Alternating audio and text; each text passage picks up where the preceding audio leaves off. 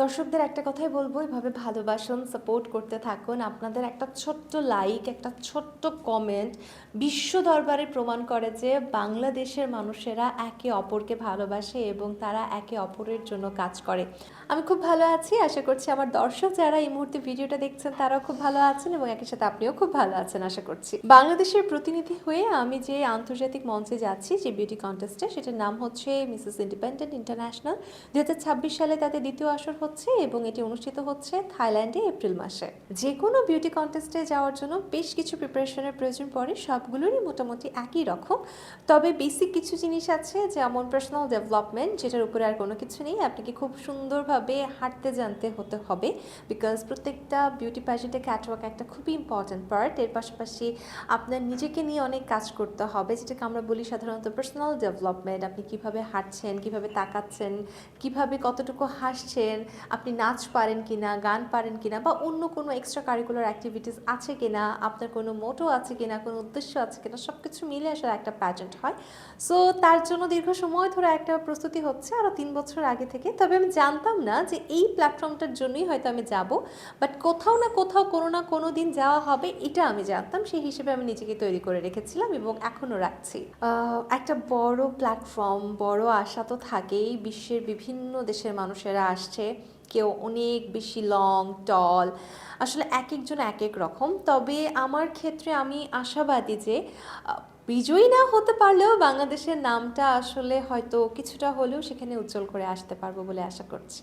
দেখুন, পরিবারের সাপোর্ট ছাড়া বিদেশের মাটিতে যাওয়া একেবারে অসম্ভব। সেক্ষেত্রে আমার মা বরাবরই খুব সাপোর্টিভ, উনি এই বিষয়গুলো সম্পর্কে খানিকটা জানেন।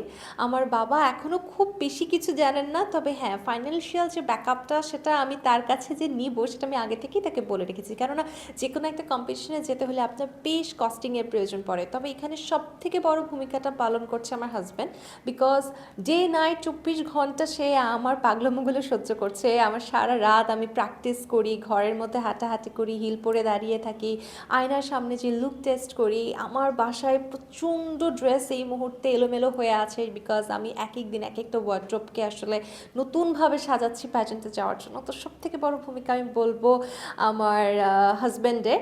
বাট শুধু যে আমি পরিবারের কথাই এখানে বলবো তা না, বিদেশের মাটিতে নিজের দেশকে রিপ্রেজেন্ট করার জন্য দেশীয় কিছু মানুষের প্রয়োজন পড়ে, যারা যেই বিষয়ে পারদর্শী। যেমন ধরুন, আমাকে যে দেখতে এত পরিপাটি ফিটফাট লাগছে, কোনোটাই কিন্তু আমার একার পক্ষে সম্ভব হতো না। আমার পার্সোনাল ডেভেলপমেন্ট যিনি করিয়েছেন, আমার গ্রুমার, উনি একটা বড় ভূমিকা রেখেছেন। আমাকে যিনি গাইডলাইনগুলো দিচ্ছেন ওভার দ্য ফোন, উনি একটা ভূমিকা রাখছেন। আমার যিনি আজকে মেক ওভারটা করেছেন, নাহিদ আহমেদ ভাই, ওনার একটা ভূমিকা আছে। সুন্দরভাবে আমার ন্যাশনাল কস্টিউম যিনি তৈরি করছেন, বা আমাকে আজকে পুরোপুরি নিজেকে কীভাবে সাজবো, কতটুকু দেখবো, কিভাবে তাকাবো, এই যে পুরো কোরিওগ্রাফিটা যেটা করছে, স্টাইলটা যেটা করছে, আরবি ভাইয়া, উনি আমার ন্যাশনাল কস্টিউম ডিজাইন করছে, প্লাস আমার আরও যা যা কস্টিউম লাগবে উনি সেটা ডিজাইনার। সো ওনার একটা ভূমিকা রাখছে। এই যে এত সুন্দর একটা শাড়ি পরে আপনার সামনে রিপ্রেজেন্ট করছে, সার্তে ব্যান্ড আছে, তারা আমাকে উপকার করছে, এবং এত সুন্দর স্টুডিও লাইট সেট আপ নিয়ে আসলে বিভিন্ন সময় ছবি তোলা, ভিডিও তোলা, যেগুলো ইন্টারন্যাশনাল মঞ্চে পাঠাতে হচ্ছে, সেটা আমাকে করে দিচ্ছে স্টুডিও 89। এরকম আরও অনেক মানুষ আছে আসলে যারা আমাকে সাহায্য করছে। তারা না থাকলে কখনোই ইন্টারন্যাশনাল প্ল্যাটফর্মে এতটা কনফিডেন্সের সাথে আমি দাঁড়াতে পারতাম না। দর্শকদের একটা কথাই বলবো, এভাবে ভালোবাসুন, সাপোর্ট করতে থাকুন। আপনাদের একটা ছোট্ট লাইক, একটা ছোট্ট কমেন্ট বিশ্ব দরবারে প্রমাণ করে যে বাংলাদেশের মানুষেরা একে অপরকে ভালোবাসে এবং তারা একে অপরের জন্য কাজ করে। প্যাজেন্ট পাওয়ার হাউস বলতে আমরা যে কান্ট্রিগুলোকে বুঝি, আসলে সেখানে দেখবেন তার দেশের একটা প্রতিনিধিকে তারা বিজয়ী করার জন্য তাদের সর্বোচ্চটা চেষ্টা করে। আমি সেই আশাটাই করব যে আপনারা সর্বোচ্চটুকু চেষ্টা করুন এবং আমাদেরকে সাহায্য করুন যেন ইন্টারন্যাশনাল প্ল্যাটফর্মগুলোতে বাংলাদেশের নামগুলো বারবার প্রকাশিত হয়।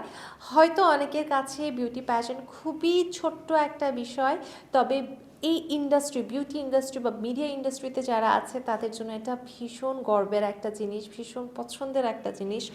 আর ইন্টারন্যাশনাল প্ল্যাটফর্মে নিজেকে রিপ্রেজেন্ট করা, এটা যে কতটা গর্বের, এবং একই সাথে তাদের দেশে আমার দেশের নাম উচ্চারিত করা যে কতটা সম্মানের, সেটা আসলে যে না যায় সে কখনই অনুভব করতে পারবে না।